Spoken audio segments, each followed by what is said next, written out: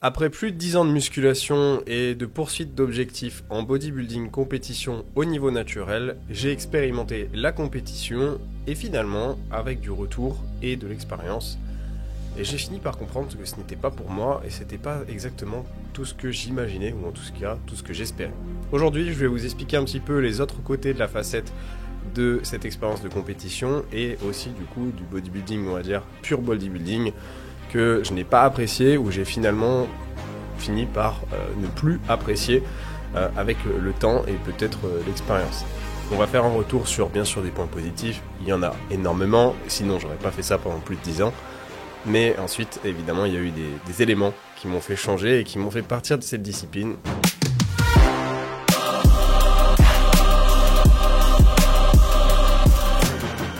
Alors bonjour à tous et à toutes, c'est Julien VBR. On se retrouve pour un nouvel épisode de podcast Next Physique, l'émission, le podcast où on discute de sport, de force, de santé, de bien-être et tout ce qui tourne autour de ces thématiques. Comme d'habitude, c'est Julien, votre hôte. Ah. On va aussi faire, comme d'habitude au début d'épisode, un petit retour sur les derniers commentaires questions qu'il y a eu sur le podcast. Merci à ceux qui en laissent. On avait la même question qui est revenue plusieurs fois. C'est vrai que j'ai complètement zappé dans le dernier épisode qui était une tier list où on classait les éléments par niveau de maturité en fitness de qu'est-ce qu'il faut acheter lorsqu'on fait des achats plutôt matures. Et vous m'avez demandé où est-ce que j'aurais classé les lampes de thérapie de type lumière rouge. Et j'ai complètement zappé cet accessoire-là. Alors, honnêtement, les retours sont extrêmement positifs. Côté scientifique, c'est extrêmement positif. Tout ce qui est ce spectre de lumière est extrêmement intéressant pour l'être humain.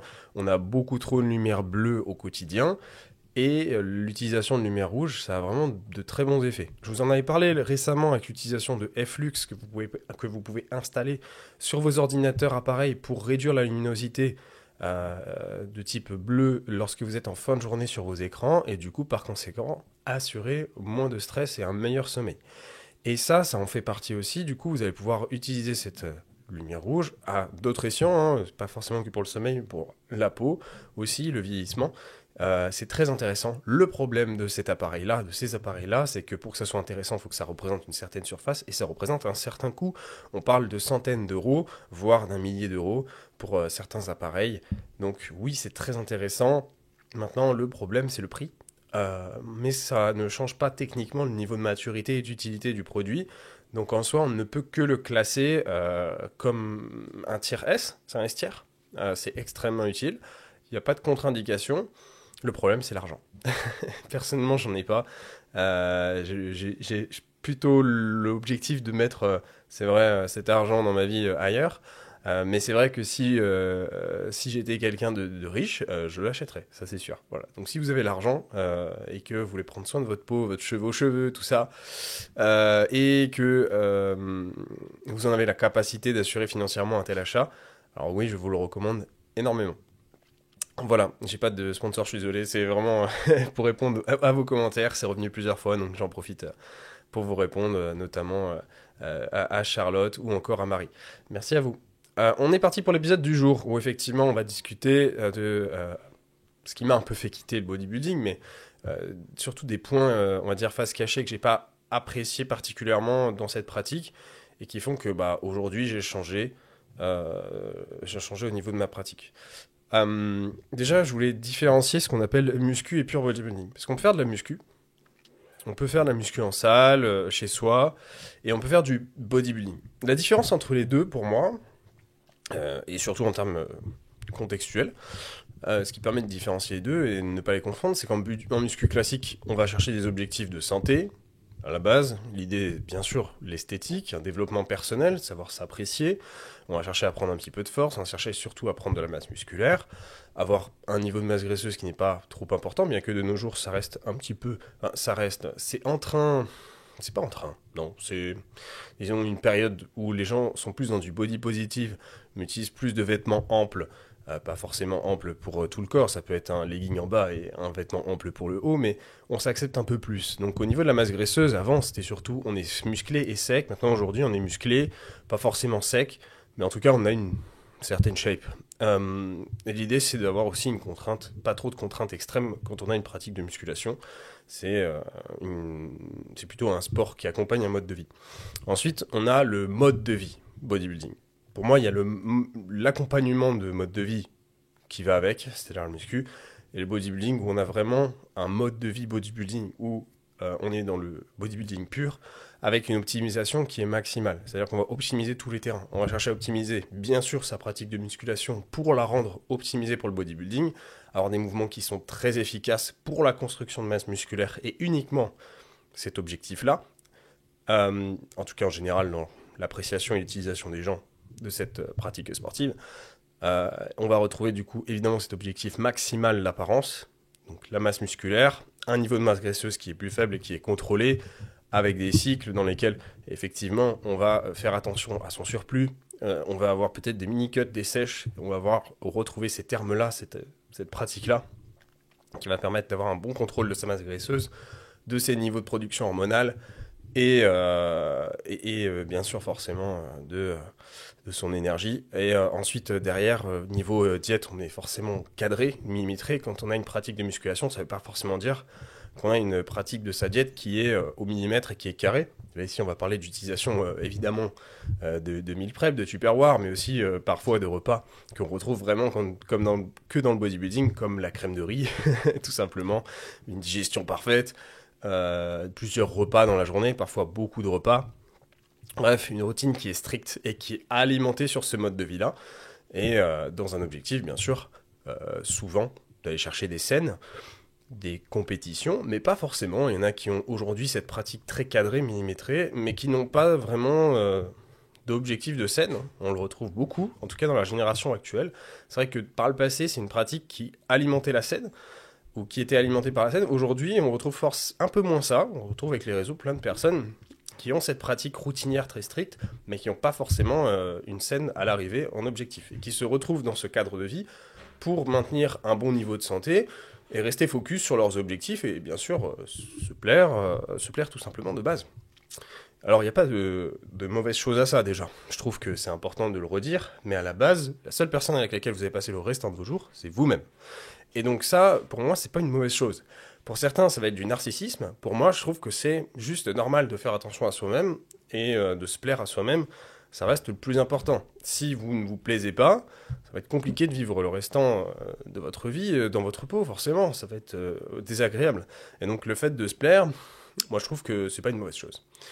Et donc, lorsqu'on passe de l'un à l'autre, on passe plutôt d'une routine où voilà, on peut s'accorder du plaisir, de la flexibilité, mais lorsque l'on passe en bodybuilding, on va essayer d'avoir une discipline qui est beaucoup plus militaire, beaucoup plus stricte, puisque l'objectif est d'être focalisé sur les résultats et la rentabilité. Et c'est là où du coup, on peut se retrouver déjà à retrouver un peu le premier truc que j'ai fini par avoir un peu comme délaissé, et forcément ça m'a moins plu, c'est que moi je suis rentré dans l'objectif de pure bodybuilding, je dirais à peu près à ma 4e, 5e année de pratique. C'est-à-dire que tout le restant de ma pratique a été orienté en pure bodybuilding. Bien sûr, comme vous me connaissez avec des objectifs de flexibilité. Donc bien sûr, je l'ai fait avec plus de connaissances et d'applications scientifiques et plus de flexibilité. Par exemple, ma compétition, j'ai pas fait une sèche one shot. Ma compétition où j'ai fait ma meilleure place, eh bien, ça a été orienté sur une année quasiment de sèche. On est sur du 9 à 10 mois. Et j'ai fait 2 pauses à l'intérieur qui ont été des pauses voyage où je suis parti. Et là, j'ai fait un diet break. J'ai arrêté ma diète, tout simplement, pour faire des breaks, pour profiter de voyage. Donc, je suis parti 10 jours en Autriche. Je suis parti en Autriche, mais je m'entraînais énormément, par contre. Il ne faut pas oublier. Je suis pas parti et j'ai rien fait. Je suis parti en Autriche et j'ai allé au Das Gym, qui est un des meilleurs gyms, un des meilleurs fitness clubs en Europe, et surtout en ces années-là, où du coup les équipements sont assez incroyables dans le pays d'Arnold. Et ensuite on a une deuxième pause qui a duré 2 semaines. Je suis parti aux États-Unis. J'ai fait un voyage en Californie et là je suis à 4-5 mois de la compétition. Et je fais 2 semaines de road trip aux États-Unis. Par contre, tous les matins du road trip, oui, je fais un diet break, oui, je coupe la diète, et j'ai mangé 21 donuts en 2 semaines. Je mangeais bien plus que ça, hein, des burgers, etc. J'ai beaucoup mangé, mais par contre, j'avais une compétition qui arrivait 4-5 mois derrière. Tous les matins, j'étais levé, je prenais la voiture, je quittais l'hôtel, J'allais à 5-6 heures, me lever réveillé, et j'étais à 6 heures, 7 heures dans la salle de sport jusqu'à 8 heures, avec des entraînements en minimalisme, mais quand même, qu'à au moins 4, ouais non, le grand minimum c'était 5 fois par semaine, 6 fois par semaine, j'allais m'entraîner, c'était fait, et après c'était journée, visite, rando, etc. Donc, c'était des vacances, oui et non, parce que du coup forcément je gardais mon objectif de compétition. Et en vérité, alors l'Autriche ça va parce que j'étais à j'étais à 9 mois de la compète, donc c'était pas si dur que ça à tenir. J'avais encore beaucoup de calories à ce moment-là. Et comme vous le savez, j'ai une approche très flexible. C'est-à-dire que moi, je ne vais pas me rentrer dans une approche du terroir uniquement. Riz, poulet, dinde, aucun plaisir. C'est aussi avec une acceptation d'une flexibilité à 20%. Donc, si je mangeais des pâtes, des viennoiseries Vienne, Autriche, je le faisais sans aucun problème. Donc, l'Autriche, par exemple, j'ai beaucoup kiffé. Les États-Unis, je viens de vous le dire, j'ai beaucoup kiffé. Et au quotidien, c'est aussi ce que j'applique. Donc je faisais énormément de recettes encore à cette époque-là sur les réseaux, sur YouTube et sur Insta. Et donc vous me voyez pas mal cuisiner. Mais je cuisinais maison, donc au final on a été sur beaucoup plus d'utilisation de produits bruts. Mais quand même, voilà, il y avait beaucoup de kiff. Par contre, le problème, ça a été à partir du post-Autriche, où au final, le break n'existait pas vraiment. Et ce que j'ai appelé un diet break, finalement, a fini par être juste un break au niveau de la diète. Parce que quand je suis parti aux States, sur 2 semaines, s'entraîner tous les matins, ou quasiment tous les matins, se réveiller très tôt, c'était difficile. Parce que un road trip sur 2 semaines aux États-Unis, en Californie, déjà c'est compliqué, parce que c'est très très très grand. Et du coup, ça veut dire des tronçons en voiture tous les jours, de 3 à 5-6 heures. Donc 3 à 5-6 heures, plus visiter sur place, marcher, etc. Trouver les restos, s'organiser. C'était fatigant, vraiment c'était super fatigant. Plus se lever très tôt le matin comme ça voulait dire que en fait en général je me couchais, il était 23 heures, je me réveillais, il était 5 heures, ça pendant 2 semaines, où c'était censé être mes vacances. En fait je suis arrivé à la fin des États-Unis, j'en pouvais plus, j'étais mort. Et du coup j'avais pas un super goût de cette expérience, dans le sens où j'ai vu des trucs incroyables, j'ai adoré la découverte de la culture là-bas. Bien sûr, il y a des points, j'avais déjà fait un podcast là-dessus, que j'ai pas aimé et qui font que je n'y retournerai plus jamais en Californie, je pense. Ni aux États-Unis d'ailleurs. En tout cas, c'est pas de mes objectifs de voyage du tout. Et ça correspond pas non plus à ma vision des choses, surtout vu l'actualité américaine. Mais ceci étant, en fait, la base, c'est aussi ça, hein, c'est que j'étais épuisé. Hein. Donc, en fait, le problème, c'est que lorsque l'on reste autour d'une compétition, il y a de moins en moins de place euh, à, à l'arrêt de la routine et du strict de s'entraîner et de maintenir son volume, etc. Et donc, du coup, forcément, ça a été déplaisant. Donc, le premier truc qui m'a déplu, effectivement, et qui m'a fait un peu quitter la scène, c'est cette rigidité quotidienne qu'impose cette pratique et qui, au final, m'empêche de vivre des expériences que je retrouverai plus jamais dans ma vie. C'est un coup de partir, par exemple, dans ce type de voyage-là. C'est pas le genre de truc que je vais faire tout le temps. On est sur des voyages qui se coûtent cher, et clairement, je sais pas pour vous, mais encore une fois, c'est comme la immunothérapie, l'argent il pleut pas des toits. Donc, quand même, je trouve que c'est le genre de truc où il faut kiffer, quoi. Donc voilà.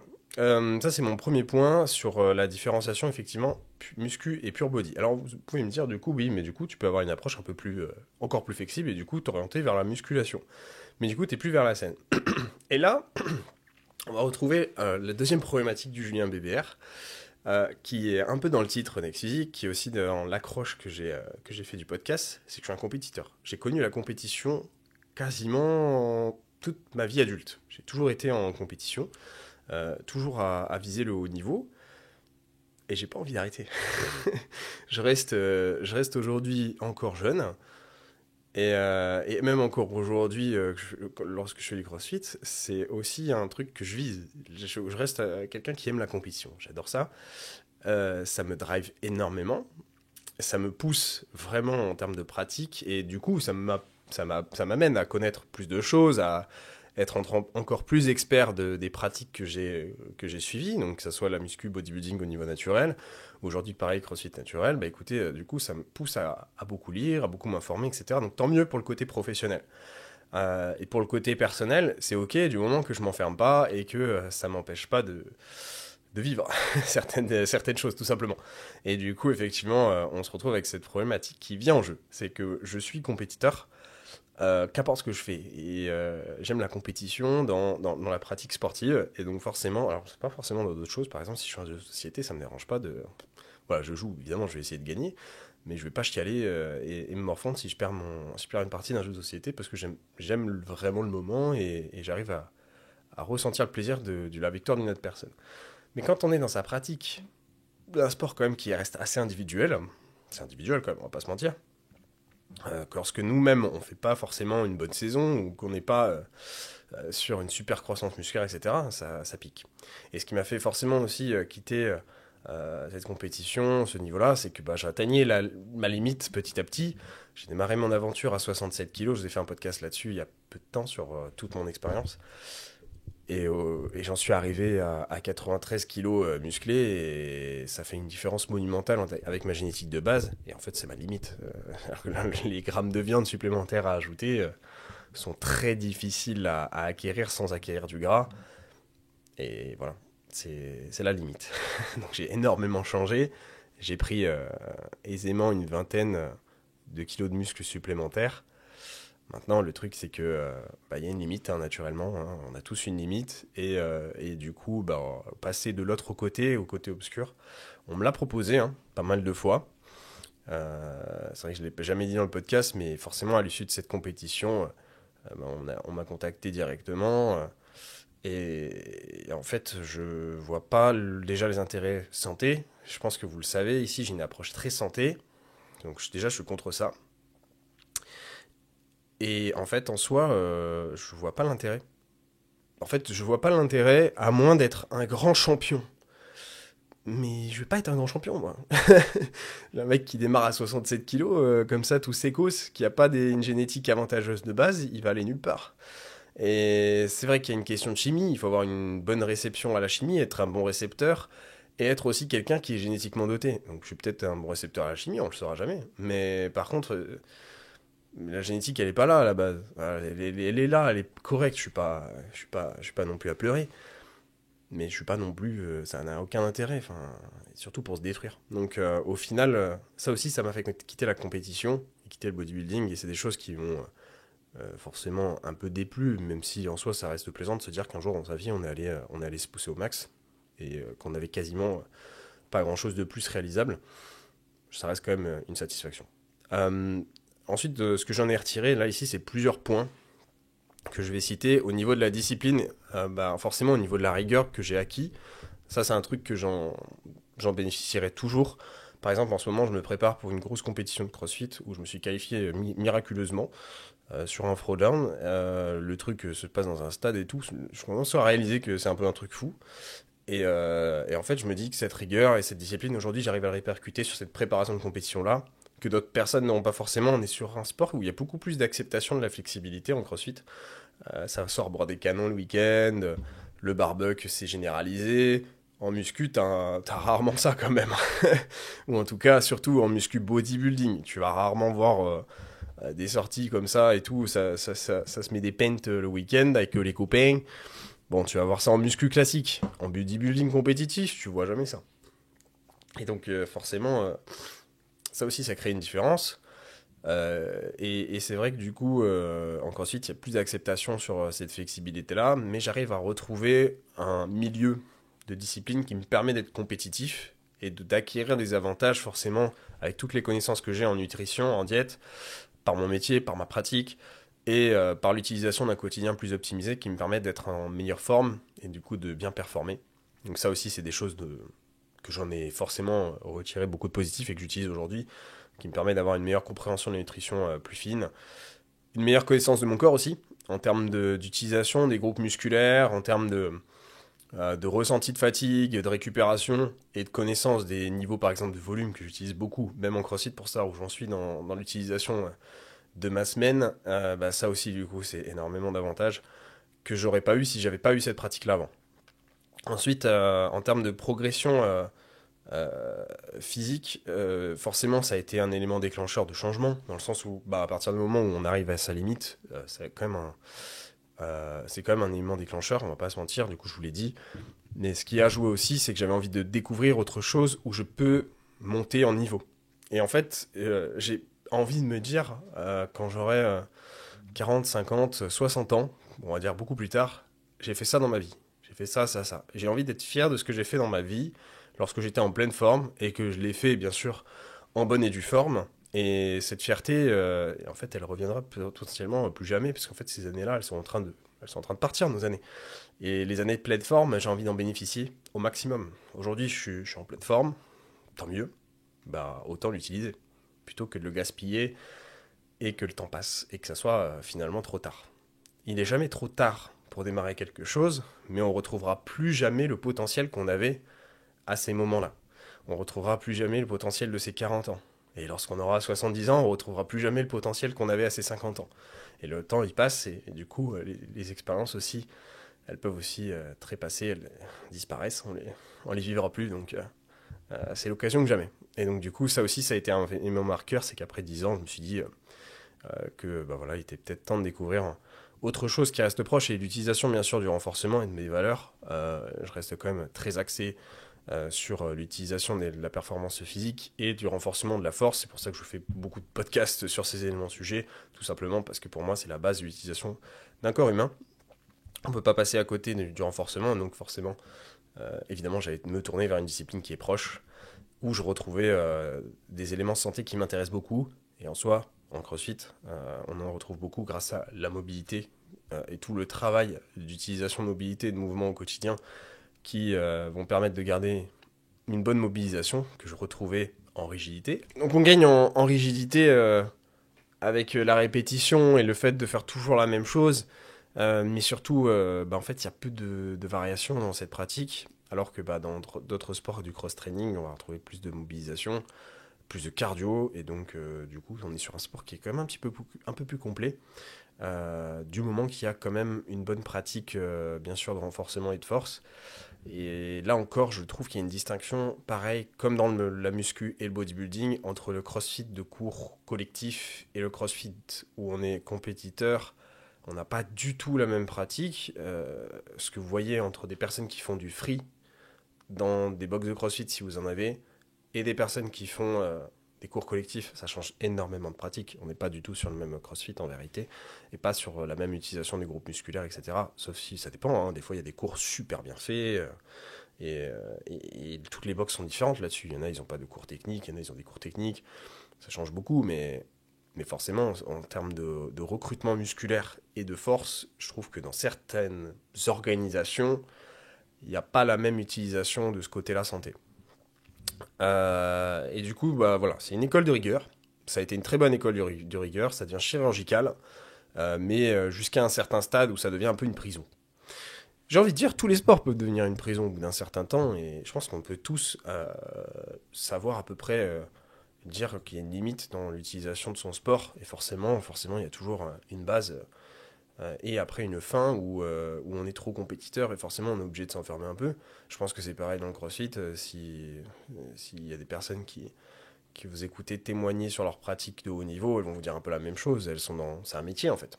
Et en fait, c'est ça le truc, c'est que moi j'arrivais dans une zone où ça devenait mon métier. Mon métier de base, c'est être coach, c'est d'être créateur de contenu, c'est de faire des podcasts. Et lorsque j'étais dans cet aspect de compétition-là, au final, il y a une énorme partie de ma journée qui était dédiée à ça. J'avais ma routine de posing, l'organisation des repas, ça fait partie de la vie. Mais il y a quand même plus de réflexion sur le millimètre près de cette nutrition-là. Donc je dirais, 5 minutes par jour. Lorsqu'on s'y connaît un peu, ça prend 5 minutes, c'est vrai. Pas plus que ça. Et la routine, on est sur une moyenne de 30 minutes pour la routine, le posing et le vacuum. Stomach vacuum, travail respiratoire abdos profond. Et après, en soi, des entraînements qui sont longs parce qu'on les étale, on essaie d'optimiser, de récupérer, d'être stable, d'être en pleine forme sur chaque mouvement. Et donc, on est facilement sur du 14 heures par semaine. Je pense on peut s'accorder là-dessus. Donc, au final, on est sur un joli 20 heures par semaine. Au final, est-ce que je fais pas autant aujourd'hui ? si, mais je le fais différemment et moins routinier. Le point suivant, hormis du coup tout ce qui est utilisation plus complète dans un autre sport, on va retrouver aussi tout ce qui est malheureusement le côté blessure. Lorsqu'on a une répétition excessive d'un exercice, ça marche pour tous les sports, on peut se retrouver effectivement avec des petites blessures qui peuvent apparaître. Donc du coup, il faut se retrouver un petit peu avec de la flexibilité, des variations de mouvement pour éviter une surutilisation sur un exercice avec une surcharge progressive pendant des années évidemment. On essaie de grappiller plus de charges sur un exercice, ça peut arriver. Moi personnellement, ce que j'ai aperçu avec le temps, c'est qu'avec l'excès de recherche de convergence pour les pecs, donc ramener le pec à l'intérieur sur la ligne des fibres des pectoraux, mes épaules ont fini par être un petit peu surutilisées sur tout simplement le deltoïde antérieur. Et donc il fallait que je les équilibre un peu plus, que j'améliore leur stabilité, puisque du coup je ne travaille pas vraiment la stabilité de mes épaules, c'était pas vraiment l'objectif de mon entraînement, et que j'améliore du coup aussi un petit peu ma mobilité thoracique. Et par conséquent, du coup, avec un travail d'un très bon kiné du sport, Monsieur Corentin Mesterlin, qui était venu sur le podcast plusieurs fois, on a pu travailler là-dessus, et du coup, ça m'a permis d'aller mieux. Maintenant, le problème venait tout simplement de la pratique à la base, trop répétitive, et sans forcément d'exercices annexes qui me permettent de travailler dessus. Donc un autre point négatif, c'est la surutilisation après de nombreuses années dans le cadre de performance et de recherche, de surcharge à un certain coût. Ensuite, l'esthétique à tout prix, pour ce type de sport, ça m'a jamais trop posé souci. Je vous l'ai déjà dit, je trouve pas de point négatif à se sentir bien dans sa peau. Maintenant, c'est vrai que tu finis parfois à plus te regarder qu'à ne t'écouter. C'est-à-dire que tu passes plus de temps à te regarder toi-même, à vérifier que tout est bon, tu as un bon équilibre sur tes groupes musculaires, tout ça, plutôt qu'à t'écouter tes sensations et tes envies. Et c'est pour ça que j'ai fini par petit à petit réduire mon nombre d'entraînements, parce que j'avais envie de faire d'autres choses, pas de faire que ça. Je vous l'avais expliqué sur le podcast, j'ai essayé de réduire mes entraînements, de faire un peu autre chose, pour au final me rendre compte en fait, que je voulais faire totalement autre chose. mais l'idée venait de là aussi, c'est que en fait, on cherche la définition la plus parfaite possible, et cette recherche de définition-là, elle commençait un peu à m'épuiser. Ensuite, on a tout ce qui est l'enfer de la scène. Ça, c'est la dernière partie que je vais vous présenter, c'est la réalité sur scène. Il y a des éléments qui m'ont beaucoup déplu et qui ont fait que l'expérience a été un petit peu ternie. Alors ça peut être lié par la scène en question, hein, tout simplement, mais voilà, c'est des choses qui m'ont un peu saoulé. Moi, le premier élément qui m'a le plus déplu, c'est la préparation cutanée. Donc tout ce qui va être épilation, tout ce qui va être le détail du poil, et qui malheureusement, pour moi, malgré tentative de plusieurs méthodes, je réagis toujours mal. Et à chaque fois, c'est des boutons, c'est des apparitions cutanées. Alors de base, j'ai une peau qui est vraiment très compliquée, j'ai une production hormonale un peu déséquilibrée vers le côté féminin, ça j'y peux rien. Et du coup, je fais déjà beaucoup de boutons de base. Mais du coup, effectivement, lorsque moi j'ai des frottements, j'ai de l'épilation, tout ça, hein, c'est pas glamour. Même je le retrouve en haltérophilie, lorsque la barre elle frotte les jambes, en deadlift, lorsque la barre elle frotte les jambes, tout ça. Moi, c'est boutons assurés derrière. Et j'ai fait pas mal de méthodes différentes. Je suis passé de la cire au rasoir tout simple, à l'épilation euh, avec professionnel. On n'a pas réussi à trouver une solution, et donc j'aurais pu tenter le laser, mais les gars, c'est bon quoi. À un moment donné, j'ai pas envie de passer ma vie à faire ça. Ça me saoule déjà énormément. Donc honnêtement, du coup, ça a été déplaisant. Forcément, c'est pas gratifiant, c'est déplaisant. Je fais mes scènes avec quand même un peu d'apparition cutanée, donc on est obligé de gérer le tan pour faire en sorte de cacher le truc. Le tan, c'est ce qu'on met sur la peau, et ça aussi, ça a été le deuxième point qui m'a déplu, c'est que ça, pareil, ça m'a saoulé. Ça prend un temps fou, surtout quand on est blanc comme un cul comme moi, donc ça veut dire plusieurs couches. Et surtout, je transpire beaucoup. Je suis quelqu'un qui a une grosse sudation, donc je perds beaucoup d'eau. Et forcément, si on transpire, ça peut bouger un peu le tan. Et là, en l'occurrence, le tan, franchement, c'était une catastrophe. Il faisait chaud, je transpirais beaucoup. Et sur les scènes, on nous a fait comparer pendant 15-20 minutes, les comparaisons qu'on a fait. Donc c'était long, 15-20 minutes à flex Ça représente une grosse dépense énergétique, hein. On brûle énormément de calories en posing parce qu'on est en train de tout contracter, donc on est en train de se dépenser, hein, littéralement. Du coup, j'ai beaucoup transpiré sur la scène, ça a fait couler mon tan, ce qui fait que sur la scène, ça rendait vraiment pas top. Et ça, du coup, les juges me l'ont noté. J'ai eu toutes les appréciations de juges qui m'ont dit à la fin que mon tan était peu qualitatif. C'est votre tan, c'est votre compétition, les amis. Bon, après, moi, je fais de mon mieux, hein, et puis tant pis, hein. Mais pour le coup, ça a été très déplaisant. Et le fait que je sois noté négativement là-dessus, sur un tan qui leur appartient, qui est dans leur compétition, bah, ça, je l'ai jamais dit, mais franchement, ça m'a saoulé de fou. C'est pas de ma faute. Enfin, je veux dire, si, je transpire de base et tout, ça vient de ma génétique, mais bah, faites autre chose. Bah. Vous me faites poser 20 minutes, je transpire, il fait 40 degrés dans votre salle, votre tan il coule, et après, derrière, ça me retombe dessus. C'est un peu ingrat quand même. Donc bon, déplaisant. Point suivant, du coup, c'est que ça m'a rajouté de l'inconfort. Parce que du coup, ça me mettait moins en confiance. Je voyais mon truc tout couler, j'étais un militaire.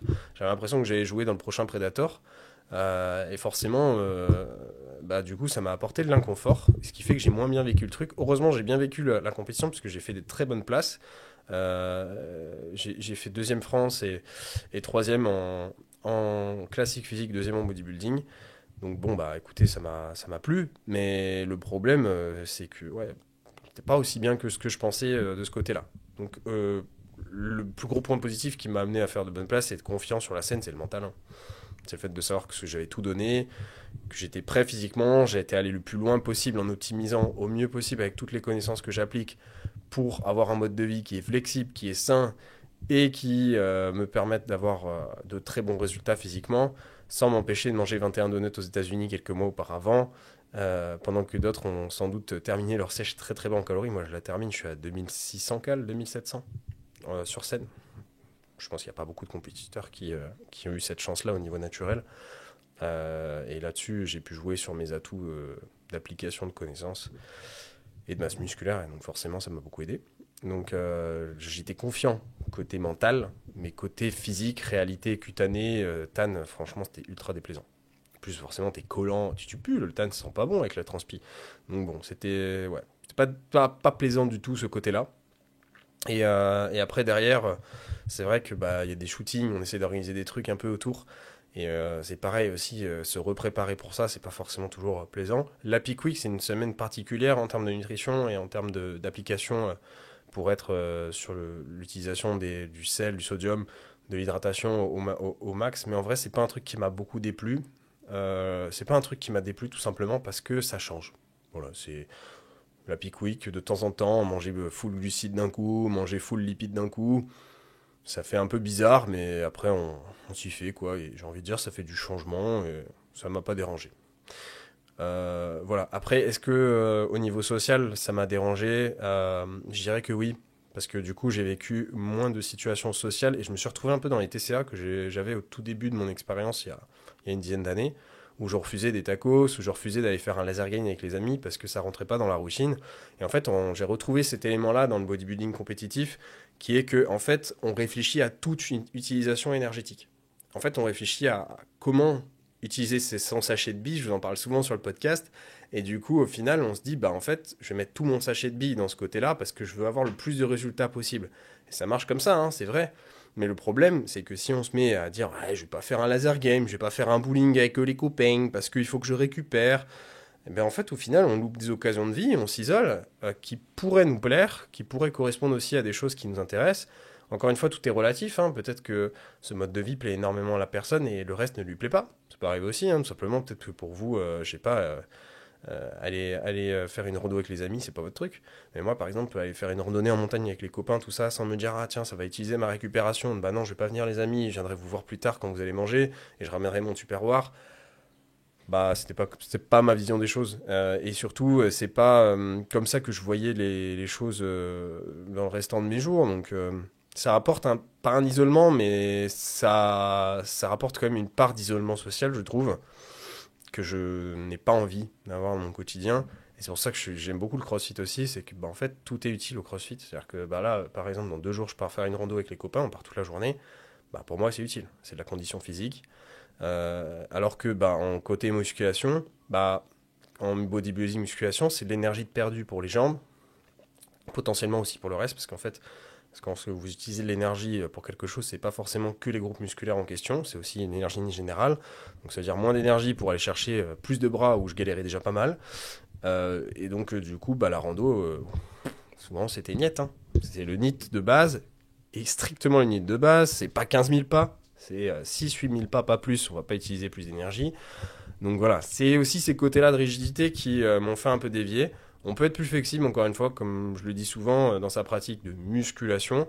Mais quand on veut être au niveau naturel en bodybuilding le meilleur, et qu'on n'est pas un peu chanceux génétiquement, il y a des choses qui peuvent passer à l'as et qui peuvent tout simplement dire non, stop, ça passe pas ça. Parce que sinon, tu n'auras pas l'énergie qu'il faut pour aller gérer ta surcharge et aller chercher un niveau supplémentaire parce que tu es proche de ta génétique maximale. Donc, si tu veux rester au niveau naturel, il faut faire le taf nécessaire.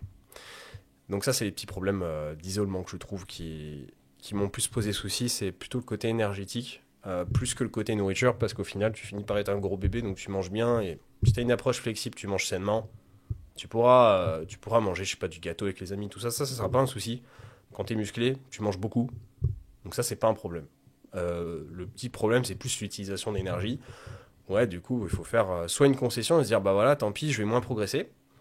Et ça, c'est cool quand t'es pas dans cette pratique-là. Je trouve que pour quelqu'un qui fait la musculation tous les jours et qui est pas en pratique de compétition, dans les moments de compétition, ou en tout cas à son plus haut niveau, c'est pas un choix qu'elle va avoir à faire. Enfin, en tout cas, c'est pas une nécessité. Vous pouvez très bien aller faire des randos et continuer votre muscu à côté.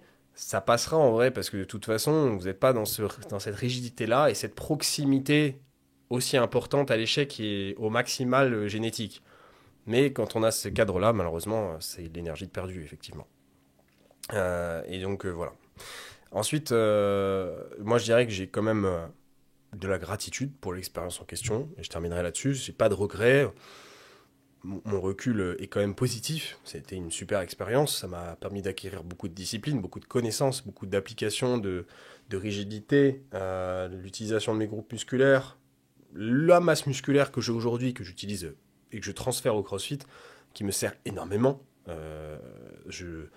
J'ai même sous-estimé mon évolution au CrossFit au départ. Je faisais des podcasts au fur et à mesure de mon expérience.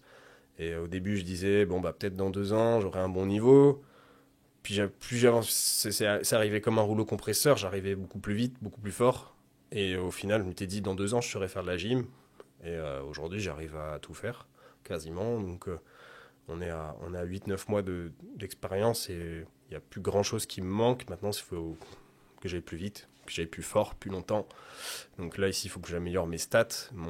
Mais en termes techniques, j'ai été très vite grâce à la masse musculaire. Je ne suis pas le mec le plus mobile, je ne suis pas le mec avec le meilleur cardio. La masse musculaire a été un énorme transfert. Et ça, je ne peux que remercier cette pratique et cette rigidité que j'ai eue, qui me permet aujourd'hui d'avoir cette facilité à faire autre chose. Et c'est là où on peut dire que la musculation et le bodybuilding est un sport qui a un bon transfert pour les autres sports, parce que cette masse musculaire, elle est très facilitante. Maintenant, il faut l'exploiter. Et c'est là où il y a une différence, c'est qu'on peut être musclé et ne pas avoir forcément la possibilité de transférer. Et pour ça, il faut de l'expérience et de la pratique. Et par exemple, aujourd'hui, si vous êtes très musclé et du jour au lendemain, vous tentez d'essayer d'apprendre un mouvement de gymnastique, ça sera un peu facilité pour le début, mais ça ne veut pas dire que c'est acquis d'un coup. Il va falloir pratiquer. Et bon, bref, pour vous dire que j'ai pas de regrets. J'ai pas de regrets, juste voilà, ça c'est les points négatifs que j'aurais retirés de cette expérience-là et qui font que ça m'a poussé petit à petit à aller chercher autre chose. Je pense qu'on a cité beaucoup de points qui m'ont poussé à aller ailleurs. C'est plutôt les points qui m'ont fait partir du bodybuilding et qui m'ont petit à petit amené au CrossFit. Et les points qui m'ont attiré dans le CrossFit sont autres que ceux que j'ai cités aujourd'hui, et je les ai déjà cités sur d'autres épisodes. Mais si je dois résumer, globalement, c'est cet aspect de compétition ailleurs, c'est cette envie, j'en ai un peu parlé aujourd'hui, d'être fier d'avoir acquéri un autre niveau ailleurs, et de me dire un jour j'ai fait ça. C'est le côté social. C'est un sport où on est dans un gros complexe social, on partage énormément avec les autres. Même si c'est un sport qui est individuel ou en équipe sur certains formats, on est quand même sur un gros partage entre les pratiquants qu'on ne retrouve pas forcément en salle quand on est tout seul dans son coin. Et là, du coup, c'est quand même assez différent aussi là-dessus. Donc, un truc qui m'a beaucoup plu, c'est de partager plus facilement, en tout cas, avec les autres. Voilà pour tous les points que j'ai cités aujourd'hui. Je ne sais pas si vous avez déjà poussé des domaines dans l'extrême, si vous avez déjà vécu ce genre de ressenti auprès d'un sport, si vous avez déjà peut-être vécu certains points que j'ai pu citer aujourd'hui côté musculation, bodybuilding. Je vous laisse commenter, partager, me réagir tout simplement comme d'habitude. Si je vous ai aidé sur cet épisode, faire réaliser certaines choses ou appris des trucs, n'hésitez pas parce que c'est ce qui fait vivre le podcast, c'est ce qui nous fait vivre littéralement, premier degré, c'est ce qui nous fait vivre avec Romain au montage. Donc n'hésitez pas si vous pouvez faire un retour sur l'épisode, ça nous aide énormément. Ça aide aussi l'épisode à grandir, les épisodes à grandir et on se retrouve très prochainement pour un prochain épisode. On fera 3 épisodes sur le mois prochain, donc notre mois de mai. Et j'espère que de votre côté, tout ira bien jusque-là. On se retrouve pour le prochain épisode qui sera un retour des nouvelles scientifiques. Ça fait un petit moment, on n'a pas fait un point scientifique. Donc on fera un point sur toutes les actualités qui sont très intéressantes, bien sûr, comme d'habitude. Quand je vous fais des points scientifiques à peu près tous les 2-3 mois, c'est pour vous faire un point sur les trucs où on a pu avancer sur la science et qui peuvent être répercutés chez vous, qui vont être intéressants à mettre en place. Donc, surprise, on se retrouve d'ici là dans très peu de temps. À bientôt, c'était Julien. Hey, tu as bien écouté ce podcast? J'espère qu'il t'a plu. C'est Julien, je suis créateur du podcast Next Physique, mais aussi coach depuis de nombreuses années. Avec un bon développement depuis 5 ans maintenant, j'ai pu aider des centaines de personnes à se transformer physiquement, mentalement et devenir la meilleure version d'eux-mêmes. À l'origine, je dirigeais une équipe qui s'appelle MFT, Mystic Tidings. On souhaitait réunir les meilleurs conseils et spécialistes afin d'obtenir un quotidien optimisé et devenir un vrai athlète, à sa façon. Et c'est pour ça que je vous appelle les athlètes en fait. Mais tout ça, sans être frustré avec son sport. C'est vraiment quelque chose d'important pour moi et j'imagine pour vous aussi. Avec un quotidien optimisé, où vous pouvez faire votre vie, tout simplement, gérer votre diète avec plaisir et désormais, je suis devenu un peu un expert en la matière. Next Physique s'inscrit dans la lignée de l'esprit de ce coaching. Je souhaite le meilleur pour chacun de mes élèves afin que vous puissiez gérer vos PR, votre vraie surcharge progressive et ainsi atteindre votre Next Physique. Car c'est un suivi, donc je suis présent tous les jours pour assurer la meilleure évolution possible de la personne et c'est pour ça que j'ai décidé à l'initial de faire du coaching en ligne et pas en salle. Oubliez les diètes sans cookies, oubliez les exos qui changent à gogo chaque semaine parce que c'est du marketing. Ici, on va progresser sur les exercices et bien sûr des exos qui vous plaisent et qui rentrent dans votre emploi du temps, votre salle de sport et son agencement. C'est un tandem, ça se passe entre vous et moi pour construire une équipe qui avance ensemble. Je vous prépare le terrain, j'assure vos arrières et vous faites le job à l'intérieur du terrain. Les coachings sont sur réservation. Si tu écoutes ce podcast, c'est que tu es intéressé par l'optimisation de tes résultats et je suis sûr qu'on ira du coup loin ensemble. Contacte-moi directement sur Instagram pour qu'on en discute et qu'on regarde mes disponibilités de réservation ou qu'on s'appelle tout simplement si tu veux qu'on en discute. Plus d'informations sur le suivi en lien en description.